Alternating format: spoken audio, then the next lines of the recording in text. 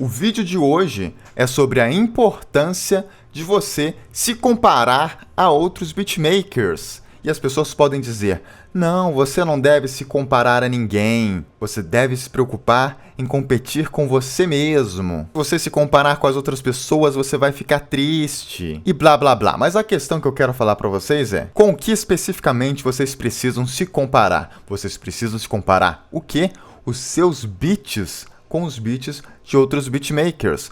Você vai pegar o seu beat e você vai ouvir ele, depois ouvir de outro beatmaker, e aí você vai comparar. E eu podia dizer, faça só isso aí, e aí você vai conseguir ver as diferenças e aí você melhora os seus beats. Mas eu quero ir além. Eu quero mostrar para você e provar para vocês a importância de vocês compararem um beat com o outro. Por quê? Porque isso vai além de simplesmente ouvir um beat e ouvir o outro. Isso vai de como o nosso cérebro funciona. O nosso cérebro, ele funciona com comparações. Você precisa de comparações. As pessoas precisam também de analogias. Analogias ajudam as pessoas a entenderem as coisas melhores. Então, o que eu vou fazer nesse vídeo? Vou fazer uma analogia de como a comparação vai te ajudar a melhorar os seus beats. E para isso, eu preciso mostrar para vocês uma questão sobre jogo dos 7 erros. Vocês já jogaram jogo dos 7 erros? Eu imagino que sim, se vocês tiveram infância. Então eu vou vir aqui e eu vou abrir um jogo dos 7 erros. E depois de mostrar para vocês esse jogo dos 7 erros, eu vou dar um relato meu, de um caso meu que eu comparei um beat meu e eu melhorei uma parada do dia pra noite, como se fosse magia. Do dia pra noite meus beats melhoraram porque eu percebi uma coisa que eu não percebia. Mas a princípio, deixa eu mostrar para vocês entenderem melhor a questão do jogo dos 7 erros. Temos aqui um jogo dos 7 erros, mas agora, o que eu vou fazer? Vou apagar o segundo quadrado ali. Então vocês viram, né? Tem essa imagem aqui e aqui do lado tem outra imagem que eu deixo ela preta agora. Mas como que funciona o jogo dos 7 erros? Você olha uma imagem, você olha outra imagem e você vai indo e voltando, comparando e aí você consegue ver aonde que tá os erros e assim você consegue jogar. Você consegue ganhar o jogo dos 7 erros assim? Você vê uma imagem e fala assim, beleza, deixa eu ver a outra. Eu apago essa outra aqui e volto pra cá. Cadê os 7 erros? Beleza. Olha isso aqui, ó. Olha o castelinho. Tá olhando o castelo? Beleza, vamos voltar para outra imagem agora. Deixa eu apagar isso aqui. Vamos voltar para essa imagem aqui. Você não vai conseguir fazer o jogo dos 7 erros assim. Você não vai conseguir. E isso, inclusive, foi de uma série que eu vi no Netflix, eu nem lembro mais o nome da série, que eles mostravam exatamente isso. Para você conseguir notar as diferenças das coisas, você precisa ter da comparação. E aí eles davam vários tipos de comparação. Eles davam, por exemplo, uma comparação de tipo, uma pessoa atendia, o cara ia lá numa lanchonete lá, pedia uma coisa para parar pra pessoa, daí a pessoa falava, beleza. Daí a pessoa que atendia ele saía e voltava uma outra pessoa e ela falava, então, como você me disse antes, tá aqui o seu pedido. E o cara não percebia que tinha mudado de pessoa. Eles fazem vários experimentos lá. Então o que acontece? Para você conseguir perceber as diferenças aqui, você precisa ter uma comparação de um do lado do outro. Mas olha só, dá para deixar isso aqui ainda mais poderoso se eu colocar um em cima do outro e eu fizer isso aqui, ó. Eu tiro um, vou pro outro, tiro um, vou pro outro. Assim você consegue ver claramente onde que estão os 7 erros. Não tem nem graça o jogo, de tão fácil que fica. Por quê?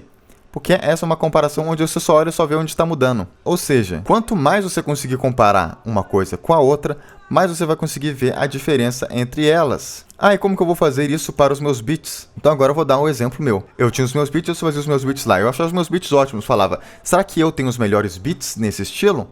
Então o que eu fiz? Fui no YouTube, que é basicamente esse site que você está vendo nesse vídeo, e eu pesquisei lá o type beat do estilo que eu produzo. Então eu produzo um estilo, falei, vou procurar no YouTube beats nesse estilo, e eu vou ouvir um monte de beat. O beat que eu achar mais foda vai ser o beat que eu vou tomar como referência. E eu vou ouvir esse beat, depois vou ouvir o meu, ouvir esse beat, vou ouvir o meu, e aí eu vou conseguir ver o que tá diferente, se tá no mesmo nível ou não, se o meu beat tá mais legal, ou se o meu beat tá menos legal, se o meu beat tá mais pesado, se tá menos pesado, se tá com mais energia, menos energia, e por aí vai. E aí eu fiz isso, e o que eu descobri? Que o meu beat não estava no nível do beat que eu tinha gostado mais, do beat que eu tinha achado mais foda lá que eu utilizei. Então eu pensei, Por que não está mais foda? Vocês precisam se questionar essas coisas. Vocês fazem um beat assim, ouve o beat de uma pessoa, depois ouve o seu e fala assim, nossa, meu beat está muito fraco. Não, agora você vai chorar e falar assim, meu Deus, eu não consigo fazer beats, eu nunca vou conseguir fazer beats. Daí vocês chegam e perguntam, nossa, será que daqui a uma semana eu consigo fazer beat assim?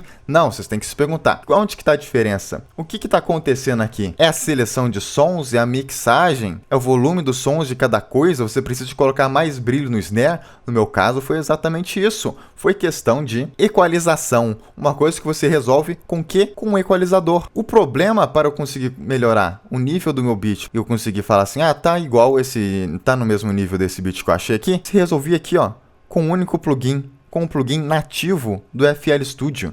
O que eu precisei fazer basicamente? Eu tinha um meu modo que eu equalizava as coisas e eu não achava que meu beat estava abafado ou que o meu snare precisava mais de brilho. Eu não achava, eu ouvia e achava que estava legal. Quando eu falei assim, não, o beat mais foda que eu ouvi, depois que eu vi o beat mais foda e eu coloquei ele em comparação ao meu, eu falei, o snare tá apagado, o snare precisa de mais brilho. Ah não, os meus instrumentos, eles têm muito grave, tá abafando o bass.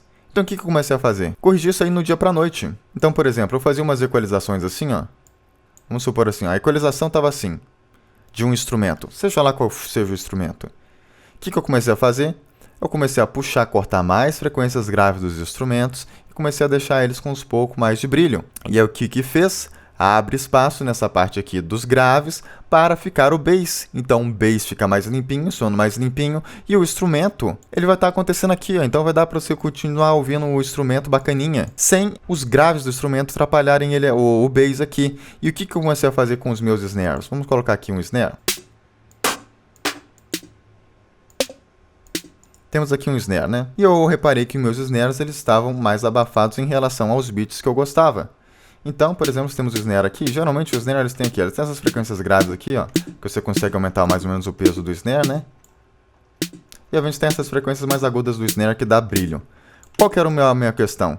Nossa, se eu tenho uma tendência a sempre deixar os meus snares um pouco com menos brilho do que eles deveriam, o que eu devo fazer? Se a equalização do snare estava assim, eu vou começar a fazer assim, ó, vou aumentar um pouco mais o brilho do snare sempre, para eu começar a me educar a deixar os snares com um pouco mais de brilho. E aí do dia para noite eu consegui deixar os meus beats menos abafados nessa área dos graves e com mais brilho. E com mais brilho em questão realmente do snare. Era o meu snare, assim, em especial faltava brilho no snare. No resto estava tudo ok, mas no snare faltava brilho e nos instrumentos tinha muito grave. Eu percebi isso porque eu fiz a comparação. Se eu não fizesse a comparação, eu não teria percebido isso. E eu comecei a olhar os beats que eu fazia antigo e estava tudo o mesmo padrão. Ou seja, eu não percebia. E não é que eu não ouvia outros beats, eu não ouvia músicas por aí. Eu ouvia, mas a questão é, você não percebe se você não compara. Vai acontecer a mesma se você não comparar e não colocar seu beat do lado do outro.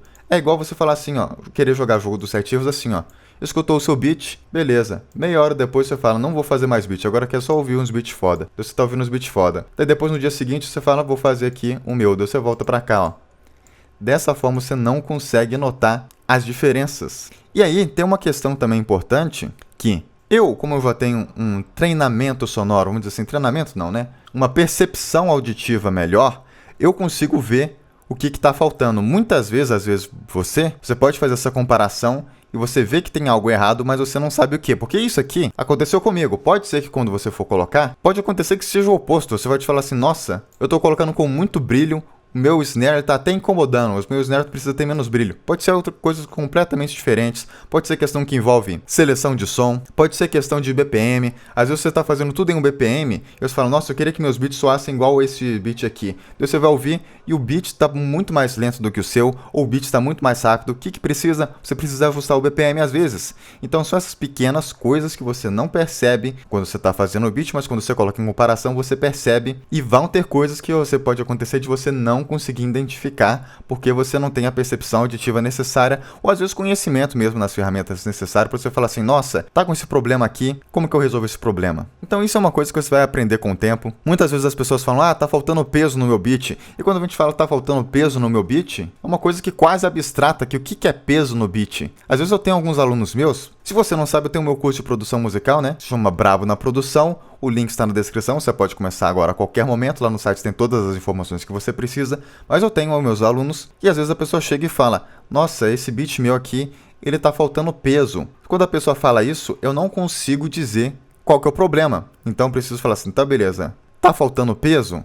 Como assim? Daí eu preciso ouvir o beat, né? Daí a pessoa vai lá e manda o beat. Daí eu escuto o beat e eu falo, não tem problema nenhum, tá tudo certo. Mas ela tá faltando peso, então eu tenho que falar assim, me manda uma referência de um beat que você considera que tem peso para eu conseguir ver qual que é a diferença.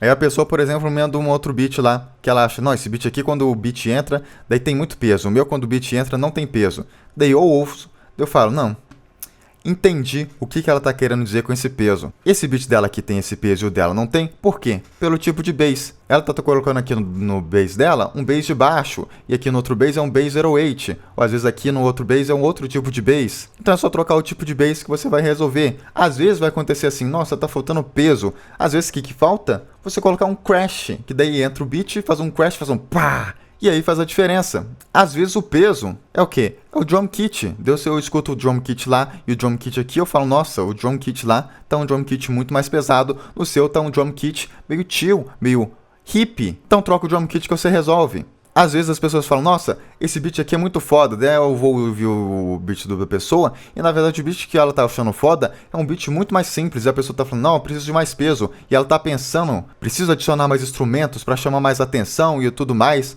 e quando você escuta o beat que ela tem como referência que tem peso, é um beat muito mais simples, onde tem pouquíssimos instrumentos, daí o bass consegue aparecer bastante, e os instrumentos aparecem bastante, daí na verdade o que essa pessoa precisa é fazer um processo oposto, você precisa deixar o seu beat mais simples, você precisa diminuir a quantidade de instrumentos, porque você tem tantos instrumentos acontecendo aqui, que embola tudo. Então às vezes você vai dar mais peso no seu beat, tirando a quantidade de instrumentos. Existe um conceito quando você está fazendo beat que é inclusive de contraste. Se você faz um beat muito cheio aqui, ó, depois você coloca uma parte bem vazia, isso vai dar um contraste do cheio pro vazio. Vocês já viram, por exemplo, essas músicas de eletrônica que eles fazem aqueles... Daí tem aqueles snare assim, ó.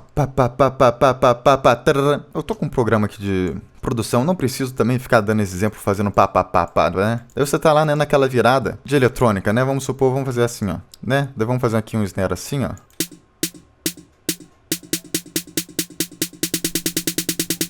Não é assim que é as viradinhas de música eletrônica? Daí aqui a gente pode inclusive colocar esse snare aqui mais sinistro ainda, né? Vamos fazer ele assim, ó.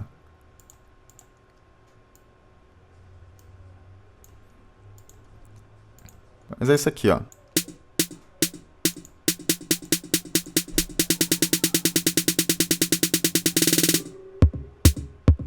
Não é assim mais ou menos umas músicas eletrônicas? Não é geralmente assim as viradas? Deles ainda colocam um instrumento no fundo, fazendo um slide, né? Que vai fazer um... Vamos pegar, por exemplo, aqui, ó. A ideia desse vídeo nem era dar um exemplo assim, mas vamos dar aqui só pra vocês entenderem. Que isso aqui é tipo contraste dentro do beat. Daí você chega aqui, ó, faz uma notinha bem longa aqui, né? E aqui você chega aqui e faz, por exemplo, o slide. Né?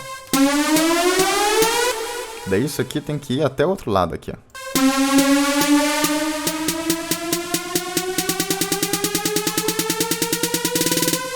Daqui precisa ter um corte.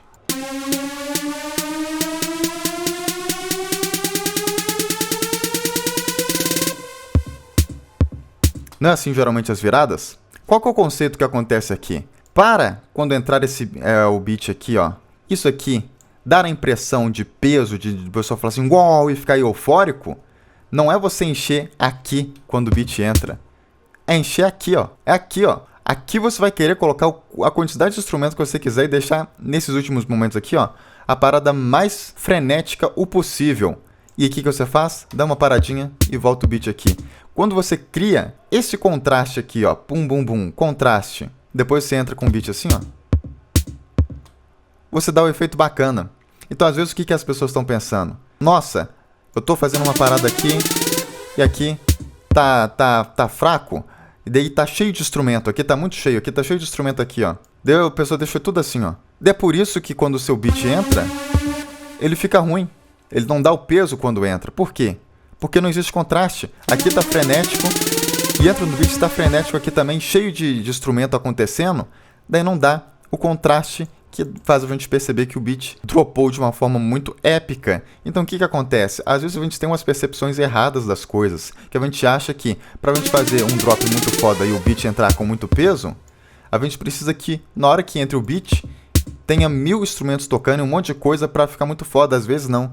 Às vezes o que você precisa é um contraste onde tá muito cheio aqui e quando o beat entra, fica vazio. Ou às vezes o oposto. Tá vazio aqui na introdução e quando entra o beat, fica cheio. Mas aí como que você vai decidir qual que é o problema do seu beat? Você precisa comparar para você conseguir ter a noção das coisas. Você vai comparar tanto o seu beat como comparar as referências. Nossa, esse beat aqui, ele dropa de forma esplêndida. Então você presta atenção nele. Ele tá tudo vazio, depois fica cheio, ou ele tá tudo cheio e depois fica vazio. A parte que tá dando energia, que você fala que tá em peso, tá com um monte de instrumento ou tá mais vazio? Vocês precisam perceber essas coisas para vocês evoluírem os seus beats. Se vocês precisarem que eu entre em tópicos, podem dar ideias aí de tipos de vídeo, de coisas que vocês querem que eu fale sobre. E, mais uma vez, eu tenho o meu curso Brabo na Produção, para você que quer aprender a produção musical, e eu tenho o meu curso sobre vender beats. Então, eu tenho 2 links na bio.